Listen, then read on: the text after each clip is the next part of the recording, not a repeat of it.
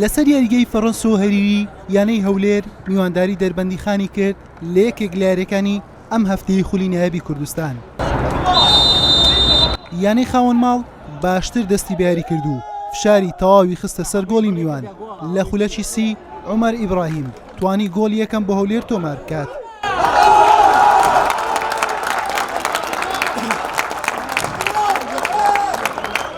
هەولێر دەرفەتی زیادکردنی ئەنجامەکەشی هەبوو، بەڵام نیوە یەکەم بە گۆڵێکی بێوەڵام بە سوودی ئەو بە کۆتایی هات. لا نیوەی دووەم یاریزانانی دەربەندیخان باڵادەستی یاریگا بوون، بە هەموو جۆرێک بەختی خۆیان تاقی دەکردەوە تاوەکو بە گۆڵ یەکسانی بگەن. لە خولەکی 60 مستەفا غانم پێیگەیشت و ئەنجامەکەی بۆشین پۆشەکانی دەربەندیخان یەکسان کردەوە.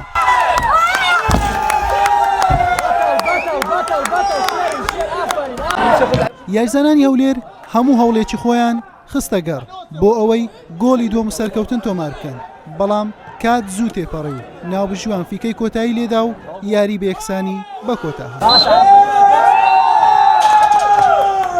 سەرتا سواز بۆ خوای گەورە و سواز بۆ یاریزانانی خۆشەویست، سواز بۆ هەندێرانی کە لە دەربەندیخانەوە ڕازی دەنگەشە بۆ پاپشتی تیپەکان هاتنە هەولێر.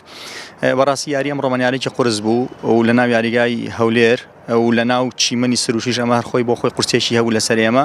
سواز بۆ خوای گەورە، ئێمە بەڕاستی بۆ هاتوین کە بیبێنەوەمانە، بەڵام خاڵێکیش لە دەرەوەی یاریگای خۆت و لە شاری هەولێر و بۆمان و بۆتە بەکەمی نازانم و وەڵاهی ڕاستی پێ دەڵێم ئێمە ئەم تەعادلە بۆ ئێمە زۆر خراپ بوو، چونکە ئێمە بۆ بردنەوە هاتبووینەوە یاریگا. ڕاستی بدایەتی یعنی لە بدایەتی دەربەندیخان بۆ تعادل هاتبوونەوە یاریگا.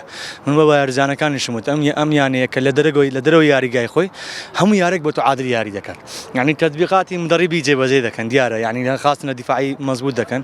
ئێمە زۆر فرسەمان يعني ديار بول شوت يكم لدوام يعني هو ان شاء الله بريمو اشتاق بو يعني خويا قورا موفقين اكيد ان شاء الله بو ياري داتو يعني بتوانين هم دلي هاندران خوش كان هم دلي اداره وهم كاجيري تدريبي رانا ان شاء الله باشتر دبي يعني هەولێر بەم یەکسانیە بە 12 خاڵ پاشەکشەی کرد بۆ خانەی پێنجەمی ڕزبەندی و دەربەندیخانیش یەک خانە دواتر و خاوەنی 11 خاڵە.